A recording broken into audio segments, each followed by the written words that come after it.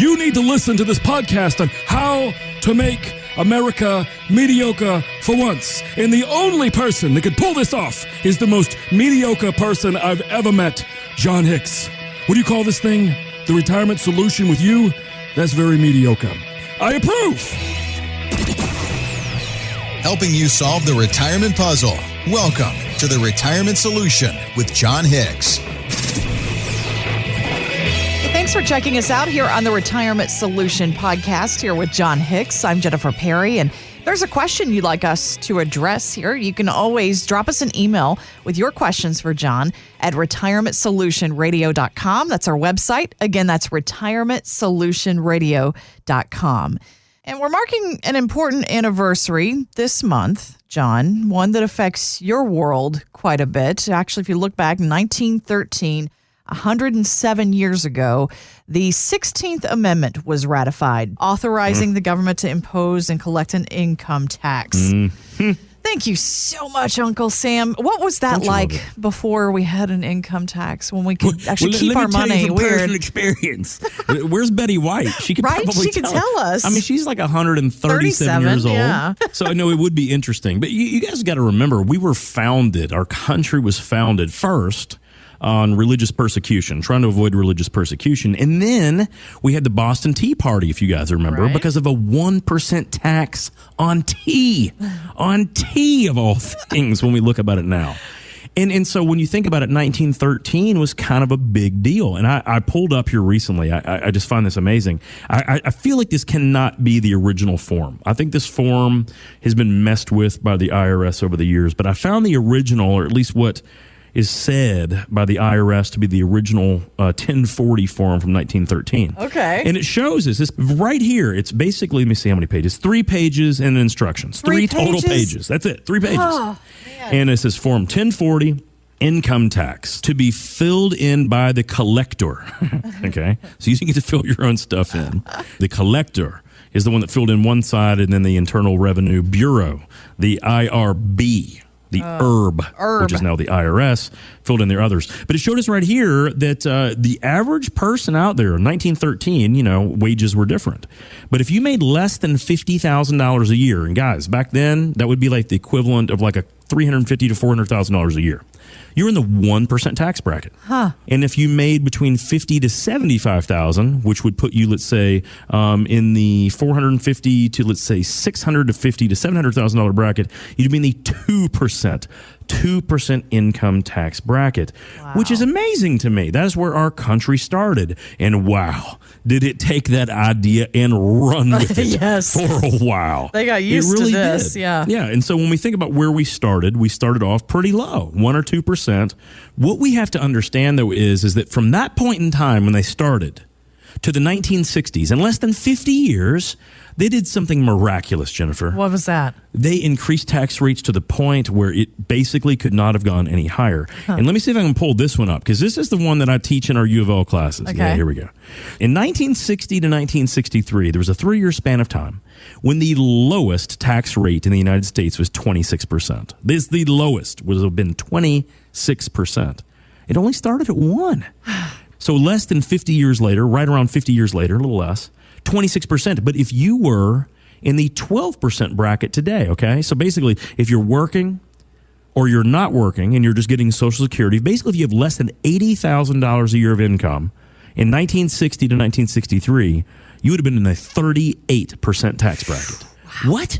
So think about that. I really want us to do this because I don't teach anything in my classes. I don't tell you anything on this show that's just based on happenstance and whatever. Everything has historical precedence or the writings on the wall. And so what I want us to understand is from 1913 to 1960, taxes went from 1% if you were retired essentially or close to retirement to 38% in a few years. Now, amazingly, there was a guy that was elected to the presidency. And it's mainly because he had some time on his hands, Jennifer. Who was that? Well, he made about $200,000 a year. And this would have been in the 50s and early 60s. So that was good money back in the day. It was tons of money. I mean, that was what movie stars made, and this person happened to be a movie star. And if he made more than $200,000, if he made $1 more, he would have been in the 90% federal tax rate. And he happened to have lived in the state of California. Oh, let's and the see, state who of California was this? Oh, had a yes. 10% tax rate at the time.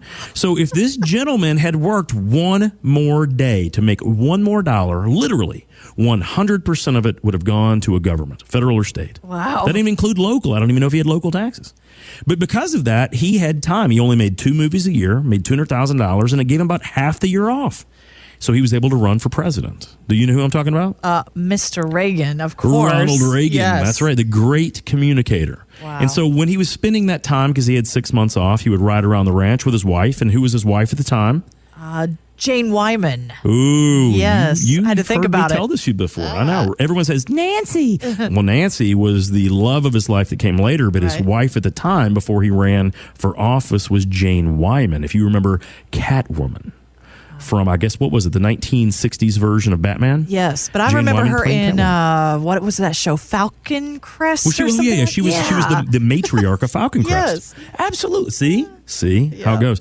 So that was Jane Wyman. That was his first wife. And so amazingly, because he realized, and here's his whole point, he didn't want to necessarily pay less taxes. Here's what he said: this creates an opportunity for people that want to work to be disincentivized. I will not work for free. And how many of you out there, don't show of hands if you're driving, but how many of you want to work for free? I hope none of you raise your hand. Please No one no. wants to work for free. But Ronald Reagan was a driving force to lowering tax rates. And here's what he said: government, and he said government is not the answer to our problems. Government is the problem.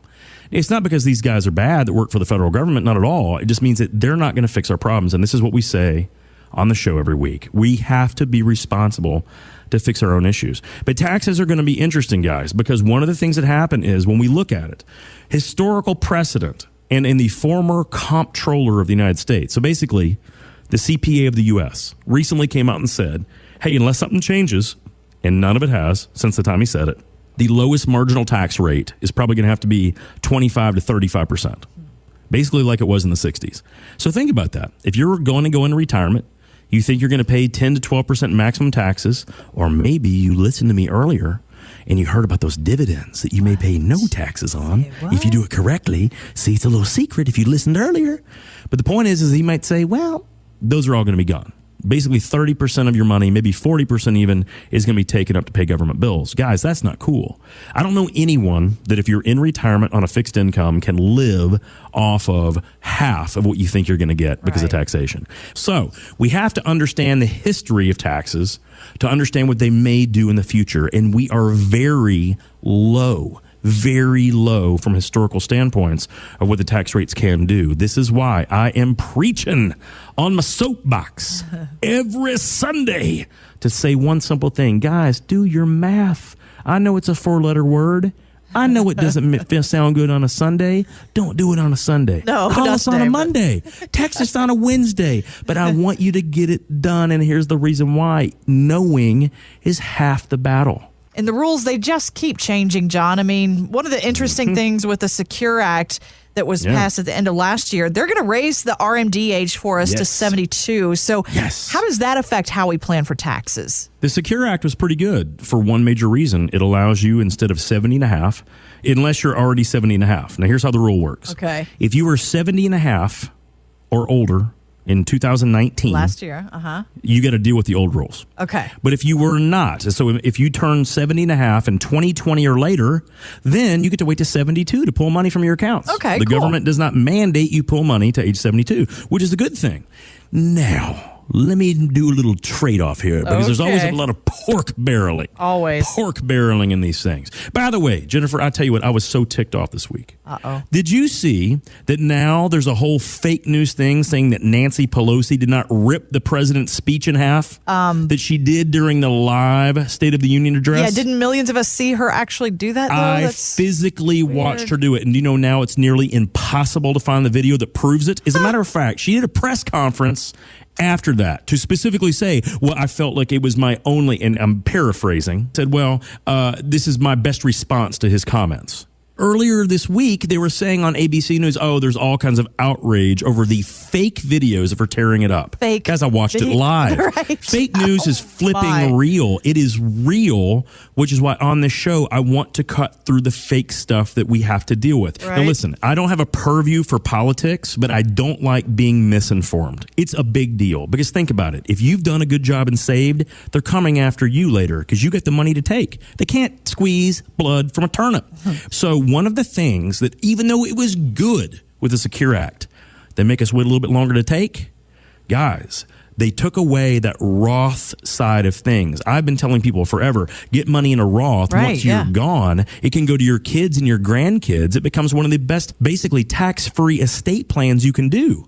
See what they've already started doing. They've started going after people that have the money, guys. They started going after us because now they say you have to deplete, or your kids or your grandkids have to deplete those accounts within a 10-year period. Now, they get it tax-free. So that does not negate anything that I've taught anyone over all these years. But now they're getting that money back in circulation within 10 years after we're gone. See what I mean? I see what they did there. We're not going to have the ability to fight head on this juggernaut. And it's not even an entity we're against. It's ourselves, guys. The people that have done right are probably always going to fall a little back to the people that don't have it, because we would be a bad culture if we didn't help some people out. Having said that, I don't think it's the government's right to take our money that we've worked so hard for. So my point is, we're not going to fight them.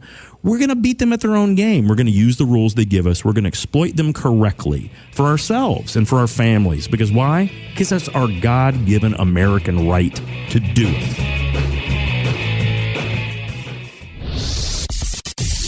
Have questions for John? Drop us an email at retirementsolutionradio.com.